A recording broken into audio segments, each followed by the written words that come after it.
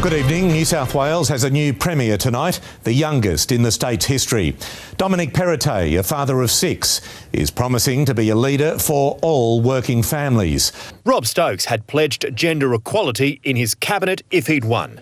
Dominic Perrottet agreed more women are needed, but he wouldn't match the commitment. No, it's something I'll work towards. I'm not making any commitments in relation to the cabinet. Dominic Perrottet is a devout Catholic who has previously opposed same-sex marriage and the decriminalisation of abortion. The state's top job now rests with a man who last year voted for abortion to remain a crime.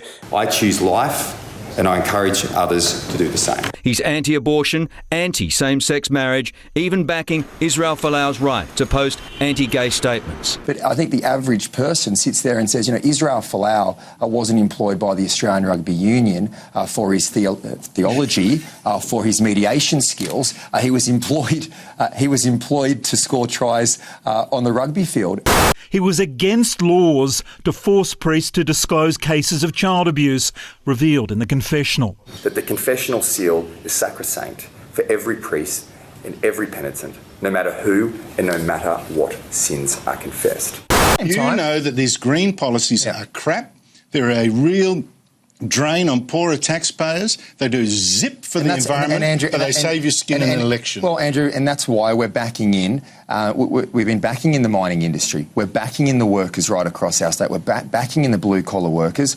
Why should we be saying as a country that people who aspire to earn $120,000 or more should somehow not have more of their money, that their hard-earned money in their own hip pockets to make their own choices rather than giving those funds to the government?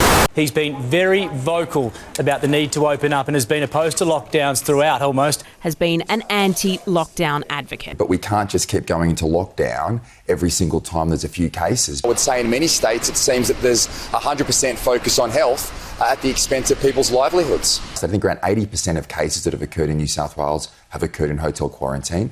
But there are going to be outbreaks, and we need to ensure that we have a measured response as they occurred over the course of this year. Well, I think, Kieran, we've got to learn to live alongside the virus, and we don't want to be in a position where we're opening up and shutting down. iCare, the state's workplace insurer, has been one of his other babies, troubled, though, by mismanagement. Allegations aired by the Sydney Morning Herald and ABC of chronic underpayment of injured workers and poor financial management have plunged iCare into controversy, along with its creator, Dominic Perrottet. iCare executives were picking up bonuses of up to $800,000. At the same time, the New South Wales insurer was losing millions. Pressure is mounting for the New South Wales Treasurer to stand aside over his handling of the state's workplace injury insurer. Dominic Perrottet hasn't explained why 2 of his staffers were paid by the government-run agency. The revelations led to the resignation of his chief of staff. I think a fundamental premise of my values is respect and dignity for everyone.